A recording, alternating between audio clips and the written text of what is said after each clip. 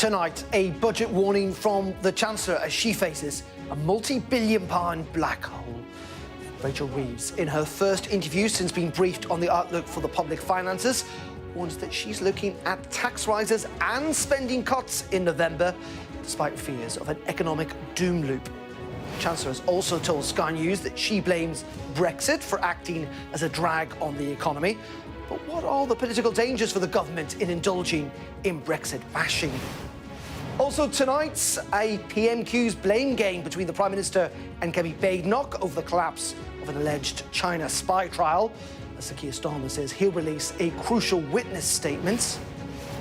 The Health Secretary vows to recover nearly £150 million back from a company linked to Michelle Mone, which sold unusable kit to the government during the pandemic after a deadline to repay has passed. And a new study shows a rise in arguments about current affairs in the workplace. We'll be asking what's the best way of handling office politics. Hopefully there will be no need to involve HR tonight to deal with our duo, Caroline Lucas and Laura Farris. They'll be with us for the next hour. It's Wednesday. I'm Darren McCaffrey, live from Westminster, and this is the Politics Hub.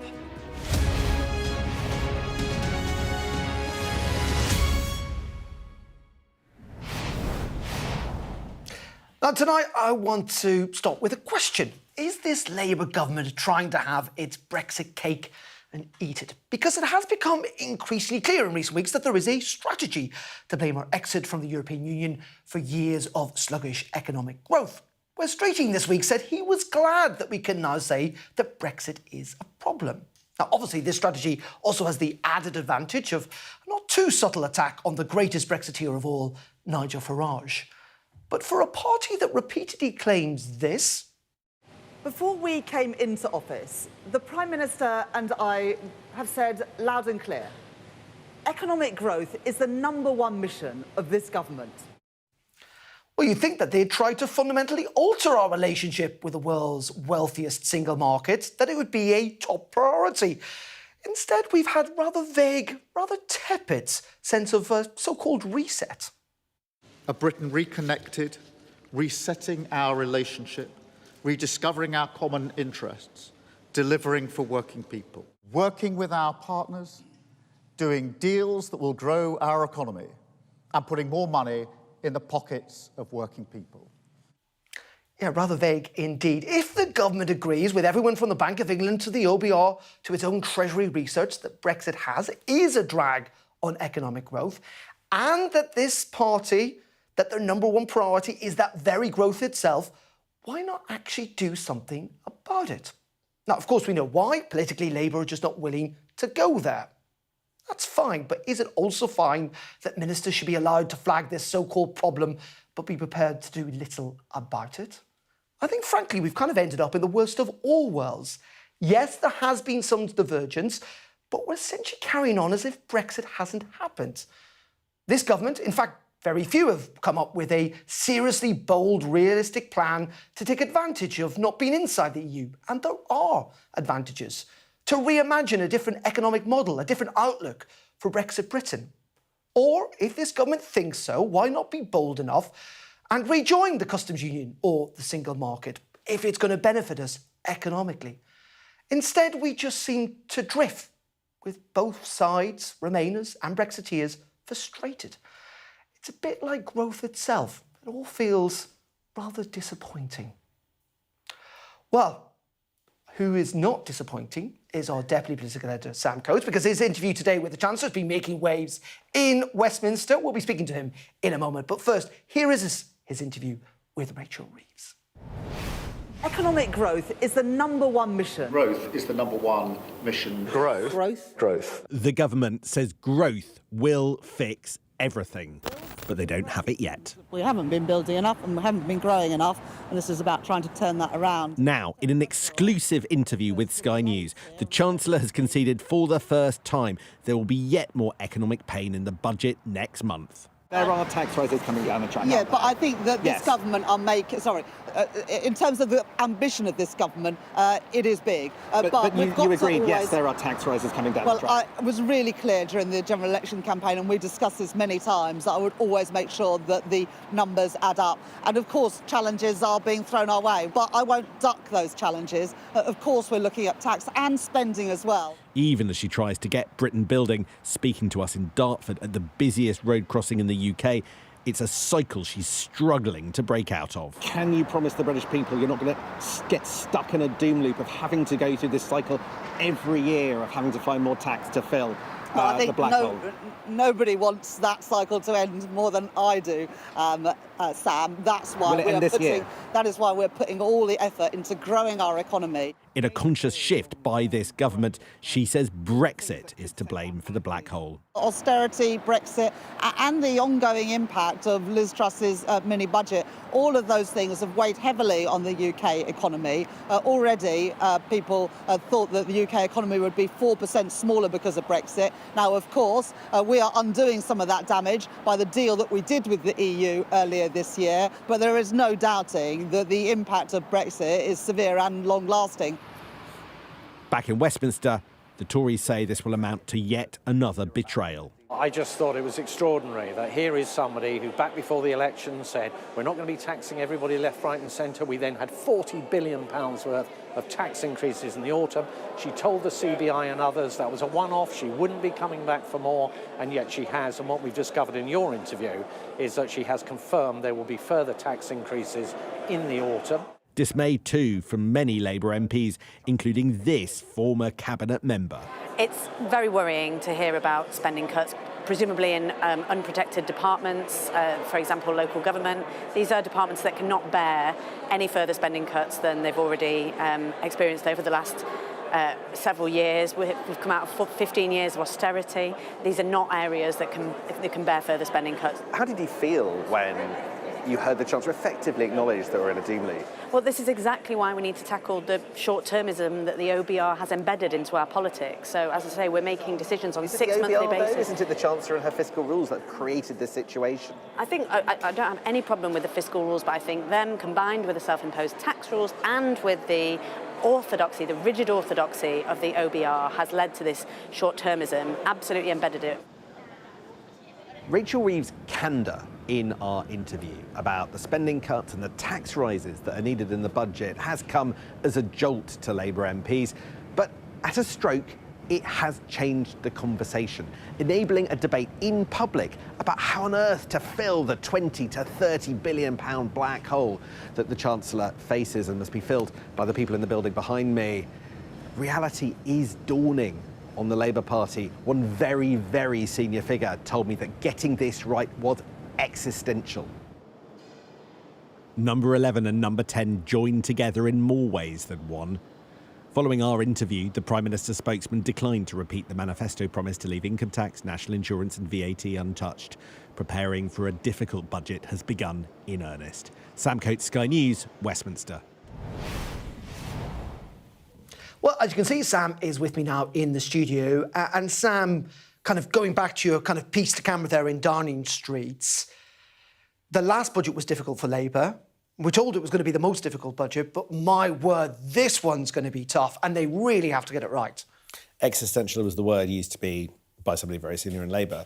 Look, it all comes down to the question of mandate. In the election, Labour said, we need permission to raise taxes by 8 billion. In the budget that was 3 months later, they raised them by 40 billion. And now, having told us a year ago that they weren't going to do this, they're probably going to come back for somewhere between 20 to 30 billion. There is a permission question with the British public. And I think that's at the heart of the worry here, because if you impose taxes on that level on the British public... and by the way, they're already historically quite high. Which are already historically quite high. You're absolutely right. Then I think there is potentially a challenge. People asking, you didn't tell us this was coming. Now, the question for the government is, can they convince people that there are things going on that they couldn't have foreseen that make the situation that the government faces materially different? And look, you were talking a moment ago about whether Brexit is one of those things. Brexit has been going on for 10 years. The question about whether or not you downgrade Britain's productivity, which is the reason there's going to be such a big black hole that Rachel Reeves needs to fill probably by taxes on November the 26th, has been going on for several years consecutively. So it feels to me like there isn't a job of explaining why the government is going to have to take very difficult decisions. And it's not quite clear that they realise just how difficult that is. Are we now talking about, is your gut feeling that the Chancellor is likely to stand up on November 26th, I think it is, and break one of those manifesto pledges around taxation? Not to put you on the spot, sorry. Yeah, and not to give you a weak answer, but I don't know. Because on the one hand, I think that they know just how painful that'll be. On the other hand, they don't know how they're going to fill the black hole. The truth is, Darren, I think they don't know at all yet. And the sense I get of drift, the sense I get of uncertainty, the sense I get of worry in government is overwhelming. So I can't give you an answer. The reality is much worse. Well, they might not have an answer themselves, which is quite extraordinary. Sam, as always, thank you very much indeed. Sam Coates joining us there. Well, let's get more on this now with a man who used to be in number 11, former Chancellor, of course, Lord Philip Hammond, who joins us live this evening. Very good evening to you, Lord Hammond. I suppose, good evening. What's your sense of where the Chancellor sits tonight, having to make really quite tough decisions? Well, it seems to me that she cannot really break the manifesto pledges that she's set out and repeated so regularly and vociferously. I think her position would be very, very difficult if she did that. So I suspect that number 11 is planning at the moment around a budget that will involve tax increases and spending cuts to try to plug the widening hole that she is facing, largely because of the cost of servicing debt, as well as low growth and inflationary pressures, and hoping that they can get away with it without having to break that manifesto pledge. And what's your sense? What would you do? I mean, you're obviously from very different political backgrounds and parties, but, I mean, what would you do? I mean, some of these problems are pretty fundamental, aren't they, by the way? Yeah. What do you think the Chancellor needs to do in, just over a month's time? So they are pretty fundamental. Let's just take the politics out of this for a moment and look at it as an economic problem. The problem that Rachel Reeves has got, and frankly the problem that Jeremy Hunt had before her, is that the economy is just not growing fast enough. And this government has said that getting the economy to grow is the number one priority and an absolutely necessary condition to being able to sustain good quality public services as well as individual prosperity in this country in the future. So the question really is about how do we plug the hole, deal with the challenge she's facing without stifling economic growth.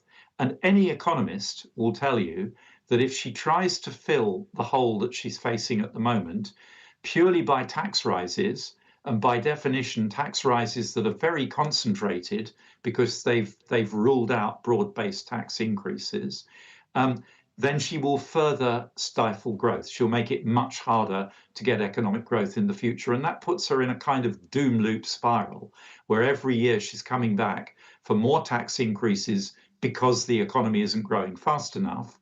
And because of those tax increases, the economy will grow still more slowly the following year. Indeed, so I mean, she's got to balance. You know, in the ideal world, from an economic point of view, she would deal with this gap in the public finances by reducing public spending.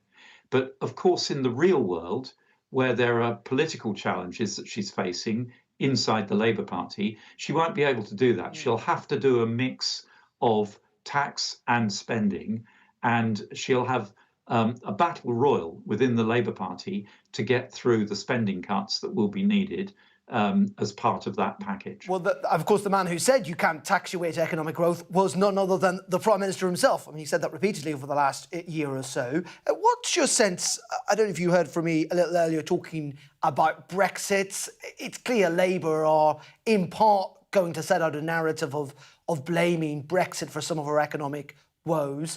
Let's park that for a second. There's lots of evidence to suggest that it is a drag on economic growth. We don't want to get into that. But it's more have we failed as a country to kind of move on from Brexit? And I mean in an economic sense, to actually make it meaningful? Well, I think we've got another problem on our hands now, that when the British people made the decision, unwisely in my view, but they made the decision to leave the European Union, they were making that decision in the context of a world trading order that was stable and well understood. We had a multilateral, rules-based international system led and policed by the Americans, with organizations like the WTO there to help manage trade between countries. And I think what many people thought was that Britain would simply become a trading nation among many trading nations. Now we find ourselves in a different world, thanks to Mr. Trump, of punitive tariffs, political interference with supply chains, a much, much more difficult environment for international trade. And here we are, a relatively small country with a medium-sized economy, not in any large bloc, not a member of any large trading structure, trying to work out how to protect our economy in this new world order. And I think it's much, much more difficult than many people who did argue for Brexit were expecting it to be. Well, I mean, indeed, and we heard from one of your successors, Jeremy Hunt, saying he essentially changed his mind on all of this. But I do want to move on because we're a little tight for time. I want to talk to you, if I can, Lord Hammond, about you being a former foreign secretary, because the other big political story today, of course, is China and this spy trial. What's your sense of what might have gone on here? Frankly, from the outside, it seems a little confusing.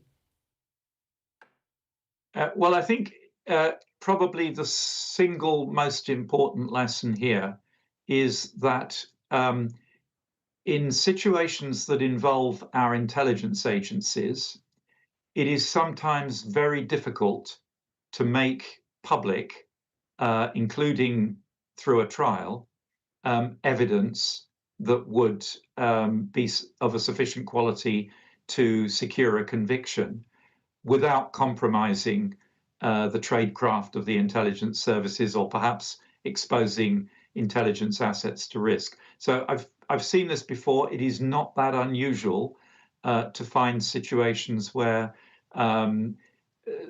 prosecutions have to be sidelined or abandoned because it's simply not possible to put evidence into the public space. And I don't know if that's what's happened here, because I don't have access to the inner workings of government, certainly to the secret material that may be involved. But it is a very difficult and complex situation, and obviously no responsible government would ever do anything that would compromise the operations or indeed the assets of intelligence agencies. And just to finish on this, does that then kind of, what you're saying, maybe reinforce what we heard from Dominic Cummings today? And this may go back to your kind of period in government in which he's essentially arguing that China were harvesting huge amounts of data from the government, massive amounts of classified state secrets. Did you recognise that at all?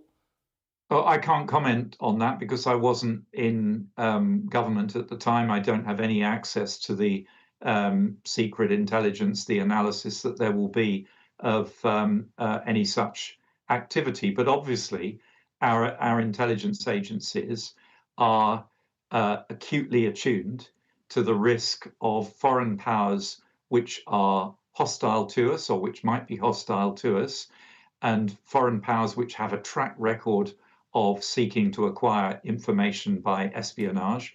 They're highly attuned to them, and they're actively looking for their activities in the UK to shut them down. And the usual situation, to be honest, is that when people are found who are up to no good, shall we say, they are expelled if they're diplomats, or they're denied permissions and accesses in a way that renders them harmless or less harmful. It's quite unusual for these things to result in a criminal trial. OK, Lord Hammond, we really appreciate your time on Sky News this evening. Thank you very much indeed for joining us. Well, let's bring in our duo for this evening. Former Green Party leader Caroline Lucas, who is now co-president of the European Movement, and the former Conservative MP and Safeguarding Minister, Laura Farris. Thank you very much indeed for joining us. I just should say, Rachel Reeves has also seemingly been speaking to The Guardian. They've just snapped in the last couple of minutes that higher taxes on the wealthy will be part of the story for November's budget. Caroline Lucas, I assume that's something you probably welcome. Hurrah. Yes, at last. I mean, this is the thing that she needs to do. The idea that she's going to be able to cut more public services right now, I think, is just a horrendous prospect for so many people up and down the country who are really struggling now. And we know that public services are on their knees. So the idea that there were going to be more spending cuts, I think, is really scary. The obvious thing she needs to do is to look at the fact that the super wealthy have actually got better off since COVID. They are doing very, very well, and they could afford to contribute a little bit more. And some of the famous figures that are around there are the 2% tax on wealth of above 10 million could get you around 24 billion in receipts. So that is the thing she needs to do, not taxing people who are already struggling to get by, tax the super wealthy, and don't cut further. Laura?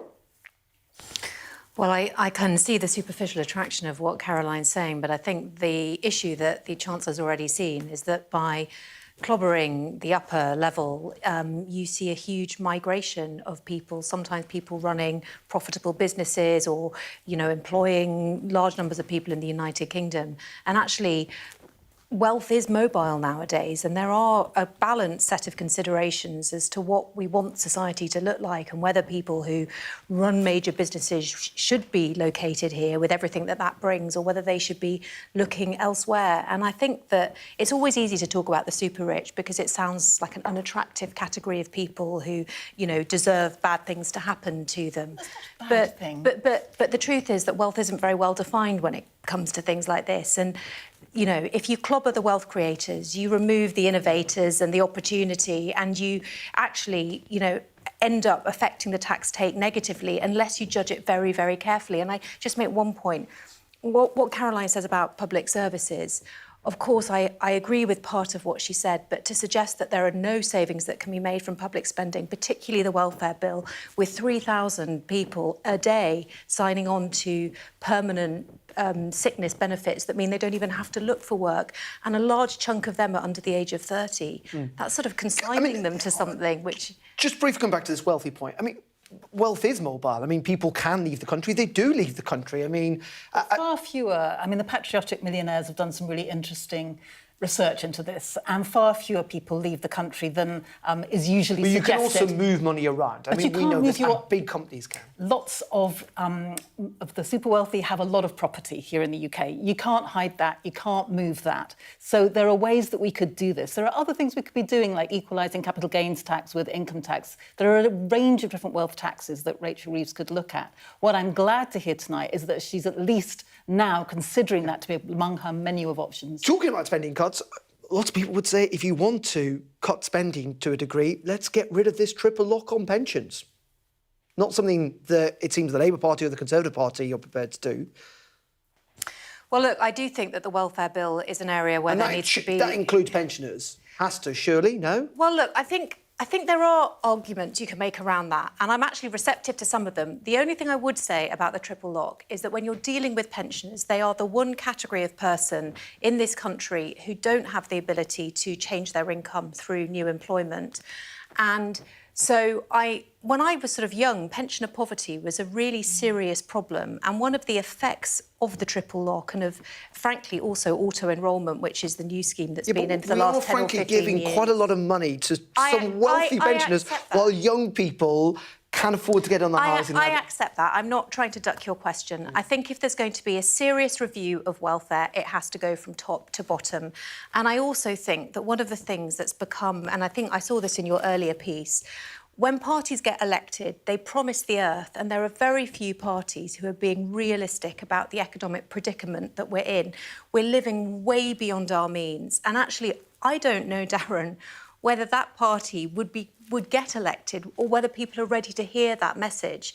And I think one of the hardest things... people, sorry to interrupt, but I don't think the vast majority of people feel that we are living beyond our means. That's not what it feels like for people who are just literally struggling to get by. So I think that she should be looking not to cut the welfare bill. Yes, you can look at why so many people are becoming sick. Let's look at that, but not think that cutting the welfare bill is the answer. And she should obviously get closer to the EU, because Brexit is a massive, massive drain on our economy. Well, it's something we've been talking about tonight, and there are some very, very big questions. I mean, in many ways, none would want to be in Rachel Reeves' shoes right now. And just a reminder, that interview with Sam Coates with the Chancellor is going to feature, I'm sure it will, in many of tomorrow's papers, and we'll have an extended press preview from 10:30 this evening with tonight's news and tomorrow's headlines. Join us will be the Daily Mirror's columnist Kevin Maguire and the Telegraph's comment editor Annabel Denham. Well, we were talking earlier, weren't we, about the view of Brexit, where Labour stands on that, what Labour's options are, and I wanted to get thoughts on what the Chancellor had to say and about maybe the negative impact that Brexit has had on the economy, but from a Labour perspective. And I spoke to Graham Stringer, Labour MP, but he was also a Brexiteer. Let's have a look at that. So, Graham, pretty clear today, it has been now for a while, that a new strategy of the Labour Party, if you like, is to kind of blame some of our economic woes on Brexit. It's rather pathetic, really. When you look at the bigger picture, many, if not a majority of members of the Cabinet wanted a second referendum. They never really recognised the decision of the British people to leave. So rather than dealing with the real economy that's gone wrong, they're back on their hobby horse. Everything would be fine if only I hadn't left the EU. Well, it's nonsense. Why the economy isn't doing so well? A number of reasons. One, we've got the highest energy prices in the developed world for industry and commerce, the fourth highest for domestic consumers. You can't grow with energy prices that high. Secondly, the subject that's never talked about, but it would be handy to find 300 billion down the back of the sofa. The Labour opposition supported the government during COVID rather than analysing what was going wrong and saying it should be different. They wanted more expenditure when it's fairly clear now that between a half and three quarters of the 400 billion spent was wasted, so they failed. But in saying that, I mean, let's also be honest about this. I mean, it has had an economic impact. The Bank of England recognises that, the IFS recognised that. I mean, by the way, people wanted to leave sometimes in spite of that economic impact, but I think you have to recognise there has been a negative economic impact for Brexit. Well, it's rather more complicated than that, I think, because you can't disaggregate. Well, we left the world's largest single market. That's going to have an economic impact. Yeah, of course it does. But we also then had a lot more freedoms where we could trade. We could import food more cheaply because we'd come out from behind the barrier in the EU. I think it's very complicated sum about whether we gained or lost. And we shouldn't be worrying about that. We should be recognising that we're out and using all those freedoms and not harking back trying to get in. For instance, one of the things that will happen with some of the new realignment, we will pay even more for our energy. When we get into the European emissions trading scheme, that will cost the cost of what energy. Freedoms? Because some of the Brexiteers essentially want to turn kind of Britain into Singapore on Thames, so slash taxes, slash public spending, slash workers' rights. You're not in favour of that, are you? Of course not. So what are these freedoms? Well, the freedoms are to trade and get out there. The freedoms are to change how we spend our money on our infrastructure. I know that there has been a calumny against the bus with the amount of money we're spending into Europe. That was true. That money was going into Europe. That can be invested in infrastructure. We've got freedom to do all sorts of things, from our high streets to our industry, that we didn't have before, and we're not using it quite frankly. But isn't the truth, though, you look at Keir Starmer, you look at Wes Streeting, you look at Rachel Reeves, you know, these are people that didn't like Brexit. whatever happens, the course of this Parliament means greater realignment, doesn't it, for Labour? I'm afraid it does. And it will mean not taking advantage of those freedoms, and it will probably mean more of what we've had. I mean, moaning about Brexit when the Chancellor failed to get her first stab at a budget through because there wasn't proper consultation beforehand. I know the PLP were willing to take tough decisions, but they were completely unprepared for the decisions put before them and reckoned there were better ways to doing it. So there's a level of competence that we would expect that we're not getting from the financial team. But isn't just finally on this, though, that actually the reason Labour are doing this is because they feel confident that the electoral kind of cycle, that voters have kind of moved on. Brexit's just not as toxic as it once was. A lot of voters out there, maybe not you, but a lot of other voters out there, think that in the end, maybe it was a mistake. It's easy opinion poll politics, isn't it? The opinion polls have certainly shifted against Brexit. We're not living in a utopia, and the government are using that rather than dealing with the real issues of our place in the world economy and internally about how we can improve our economy. As we saw from the last budget, the next budget looks as though it's going to be horrific. OK, Graham, thank you very much indeed. Thank you.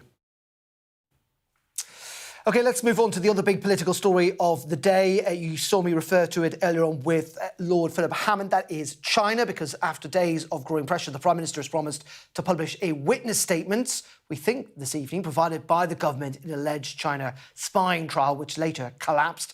So Keir Starmer updated MPs at the start of PMQs, where the controversy dominated, and the political blame game over the case continued. Our political correspondent Tamara Cohen has this report. Two men accused of passing secrets to the communist regime in China, and then the case dramatically dropped. The row about why Christopher Cash, a former parliamentary researcher, and Christopher Berry, a teacher, who insist they're innocent, never went to trial, is deepening. For days, the government and the Crown Prosecution Service, who brought the case, have publicly blamed each other for it not going ahead.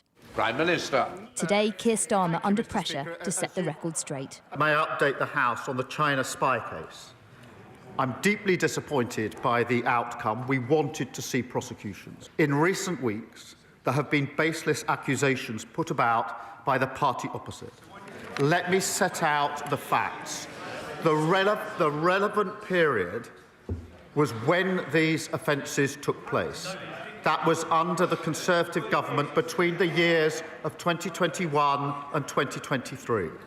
The opposition, Kevin Bell. The leader of the opposition claimed it was a cover-up. A serious case involving national security has collapsed because this government is too weak to stand up to China. The charges were brought under us, the case collapsed under them. Can the Prime Minister tell us what changed and what collapsed the case? And then this commitment. Mr. Speaker, I've said I will publish the witness statements in full. The whole House will then see exactly what was set out. In March 2023, the two men were arrested under the Official Secrets Act. A year later, in April 2024, they were charged with espionage offences, accused of gathering and providing information to China prejudicial to the safety or interests of the state. In July, Keir Starmer became Prime Minister, and the government provided additional information to prosecutors. In October, Cash and Berry pleaded not guilty at the Old Bailey. On the 15th of September 2025, prosecutors dropped the charges, saying the evidence they had gathered did not meet the threshold to continue.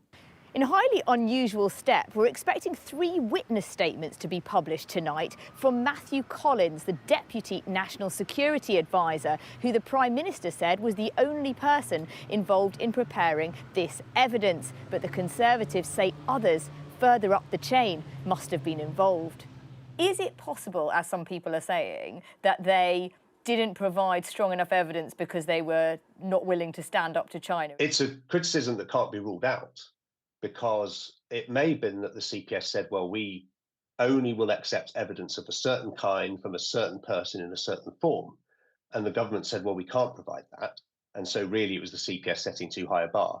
Alternatively, the CPS may have said, well, we don't really mind who says it and how they say it. We just need to meet this test in some way.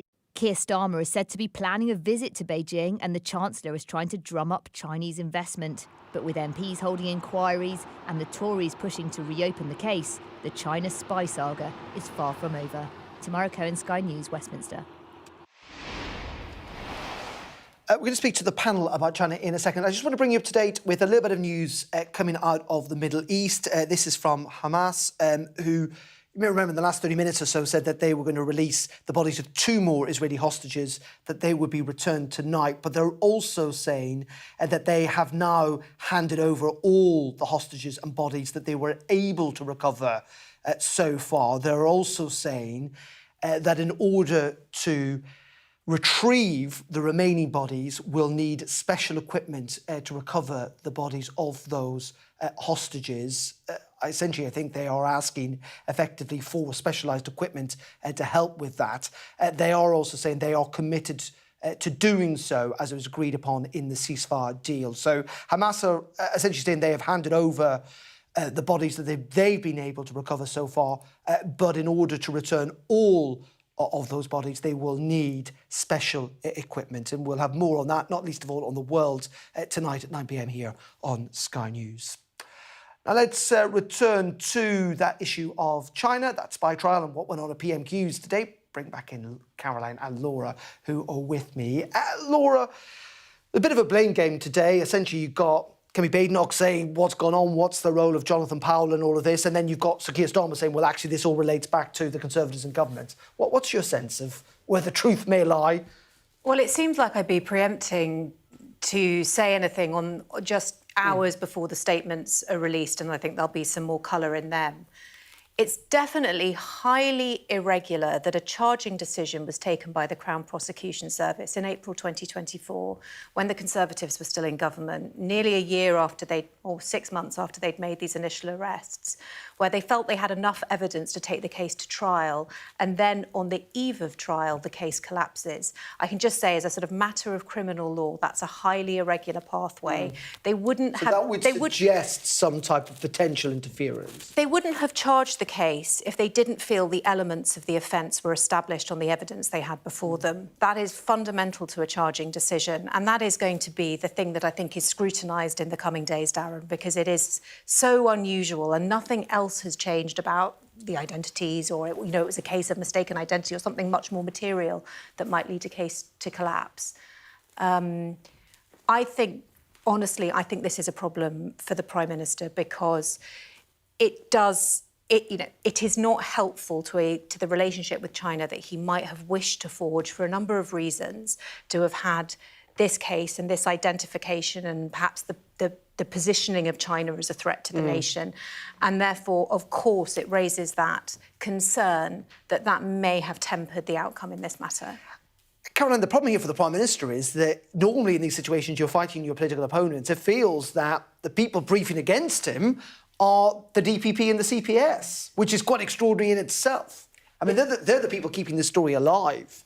Yeah, I mean, it is really very strange, and one does get the sense that the DPP is pretty cross about all of this, and that's why they're speaking out rather more than we might expect them to. But, I watched PMQs, and it is totally confusing from the outside to understand what on earth can have happened between April last year, when there was enough evidence, apparently, to bring a prosecution, and when the case collapsed in September. So what happened in that time? Isn't that the problem for the Prime Minister, is he's not been able to explain away exactly what has gone on. Exactly, and maybe there'll be something in these witness statements that are due to be released, and maybe not. But I think for as long as it's not clear, then of course this suspicion is out there that somehow something was done because there were greater economic interests at play, and those weren't wanted to be compromised by taking a tougher line on this. And if that is the case, it will be really deeply, deeply serious. And Laura, this comes at the same day, I put it to Philip Hammond earlier, that we obviously had these allegations from Dominic Cummings, and we haven't had a response from the Cabinet Office yet, but,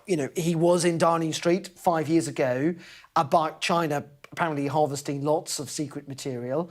What's your sense about that? I mean, we know countries spy on each other. I mean, the UK spies on other countries. That's not extraordinary in itself. But the suggestion that it was on a widespread scale. Yeah, I mean, I read a few snippets of what he had to say. He was right in the centre of everything at that point in time, and I have no reason to believe that what he's saying is untrue. I think it's quite interesting because the timing resonates. It was at the same time the government decided not to persist with Huawei and the 5G. Mm-hmm. Do you remember that big change of government policy? And I was wondering if the two were connected. It did feel like there was a sharpening of the policy against China around maybe late 2020. It's hard to recall exactly, but about 5 years ago. And I do think actually the tone of government did change quite markedly at quite an early stage in the last government. And just finally on this, Caroline, are we getting the balance right here? I mean, there are a lot of people saying it's the second largest economy in the world. We have to trade. And by the way, if we want economic growth, we definitely have to trade with countries like China. I think spying is pretty serious, and I think we do need to pursue that. And one of the things that confuses me really is that one of the cases that I've been involved in is actually about Russia and the Russia report. This is taking you back some years when Boris Johnson was the Prime Minister, but I don't know if you remember, he pretty much sat on the Russia report and didn't allow it to be published. It was done by the Intelligence and Security Committee. And this was the report that really said that there was a plausible case that there'd been Russian interference in UK elections and in Brexit. And what makes me quite interested in, there's so much interest in this China case, understandably, but on that Russia case, it took a number of MPs to go to court to try to say, why is the government not showing a little bit more curiosity into the fact that when it came to Russia, there was plausible evidence that they had been interfering in the Brexit referendum, and a number of other election campaigns. Yeah, it's interesting. I mean, Philip Hammond seemed to be suggesting earlier on also that government ministers have to make decisions about protecting the security service and the information that they may well know and all that sort of stuff. So he's going to be right about that. There's clearly a lot of material not in the public domain, and I always feel a bit reticent about commenting when I haven't seen all that. But the sequencing definitely raises questions. OK, we're going to pause for the moment on that. Thank you very much indeed, because we're going to take a break here on the Politics Hub. Up next, the Health Secretary is vowing to recover nearly 150 million quid back from the company linked to Baroness Mone, which supplied defective PPE to the government. But will it actually get that money back? Talking about that after the break. Stay tuned.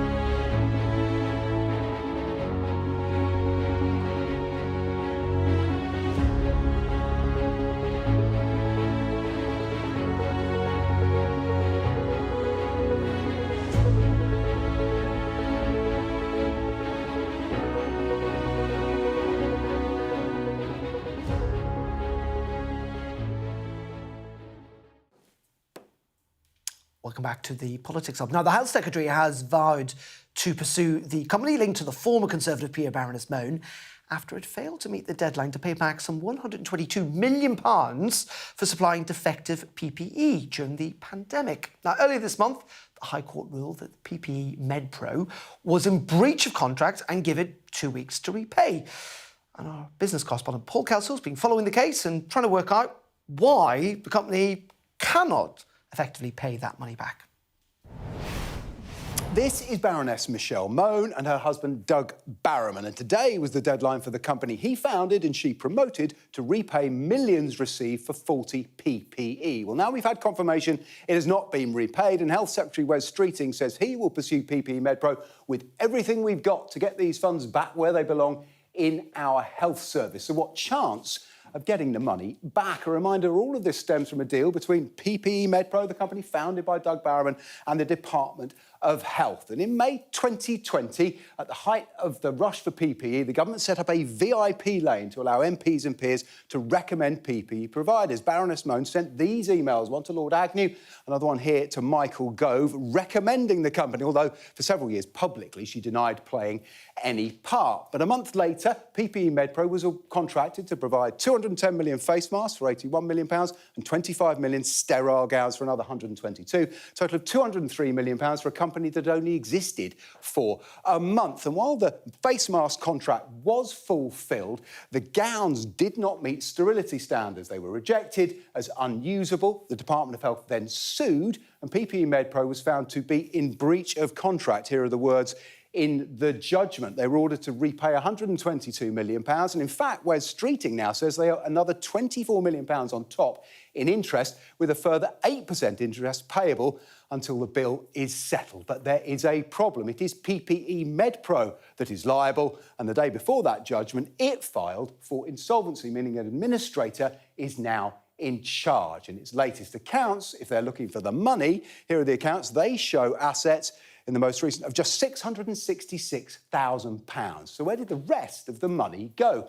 Now, Doug Barrowman has admitted PPE MedPro earned around 30% profit on the deal, call that £65 million, and around £29 million of that was paid into a trust of which his family, including Michelle Mone and her children and his, are beneficiaries. But she insists this is not the same as her having the money. In a letter to Kemi Badenoch, she explained, "It is a trust set up by my husband for the benefit of all our kids, not just mine. I have no entitlement to any of this money whatsoever." Now, Doug Barrowman and the other founders of PPE MedPro say they are willing to discuss a settlement with the Department of Health, but the government doesn't sound in any mood to accept. But if the administrators can't find the money, and remember, it is the company that is liable, there is a chance the taxpayer will end up with nothing bar more legal bills. Paul Kelso there. Carolyn and Laura are still with me. Laura, you know, you look through that, and it's pretty egregious, isn't it, really? And seemingly our inability, I mean, the government's inability to kind of get potentially any of this money back. I think that's right, and I found myself wondering why there wasn't a freezing order on some of their assets, but I'm not an asset tracing expert. I do think they're in trouble. They have got a court order that requires them to pay that amount. I know it is attached to the business, and you know, I can't see how this will unfold, but there's a high degree of public shame, actually, that attaches to this couple. And I think if they want to have any hope of re-entering British society or, you know, really holding their heads up high ever again, I think they should settle the bill. I think they're immune to shame by all appearances, and the whole thing stinks, doesn't it, from beginning to end? I mean, the idea that she was using that VIP lane in the first place to benefit herself, essentially, and now moving that money just in time, just before it was going to be tried to get back. You know, and she's still in the House of Lords. I mean, what are we doing here? She's got to be removed. It is a totemic case, actually. There's probably no case that exemplifies some of the poor conduct around that VIP lane more than that one. And I recall the immense pressure on the government at that point in time, where every MP in every constituency was clamouring for more PPE for all their local health services. So, you know, there was an absolutely desperate need to get some accelerated process, and to have taken advantage of that. I think that's the thing that really irks people, is, you know, in the midst of the chaos and the, you know, the dreadfulness of the particular sort of pandemic, that that you would take advantage of that situation. Yes, profiting from people literally dying for lack of. But just finding this kind of, do you know what, I mean, there's a lot of people watching who, you know, are very frustrated with politics, and they, you know, there's loads of frustration around lots of issues. But like, there'll be people who think the government can't even do this. You know, it's meant to be the government. I mean. Well, this process isn't at the end. This process isn't at the end, and I think you know, it's obviously a very frustrating roadblock, and I'm just not expert enough on how you do asset tracing. But complex asset tracing exists. People don't get away with things like this in every circumstance. So I think you have to let this play out. As you say, it's not the end of the story. OK, thank you very much indeed. OK, we'll take a final break here on the Politics Hub. Up next, there's been a few arguments, it must be said, over the years about political divisions. Apparently they're happening more and more in the workplace. Is it a good thing? Should we be talking about politics in the office or on the building site? Or is it better sometimes to bite your lip? We'll be talking about that after the break.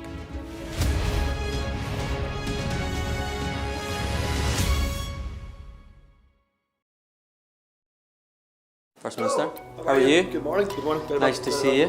How are you feeling? Looking forward to getting into the parliamentary chamber. Are you any further forward to making a decision? No, it's an important day today. All of the claims were in line with my parliamentary duties, so I'm making that clear to you, Conor. He was a Scot through and through. He was a very good politician. Alex Salmond was controversial, he was a disruptor, but above all, he was respected. Will you resign if you lose this week? Again, I'm not planning to, of course, lose the vote of no confidence. I'm planning to win that vote of no confidence. His face said it all. My intention to stand down as party leader. This is now a storm with deadly consequences. How are they feeling? They're a bit scared at the minute. We've been told to evacuate. How are you feeling? Devastated. Hundreds of homes were wiped out by flooding. I'm Conor Gillis, Sky's Scotland correspondent. It was probably the darkest time in my life. Scott is 5 years sober after a cocaine addiction left him close to death.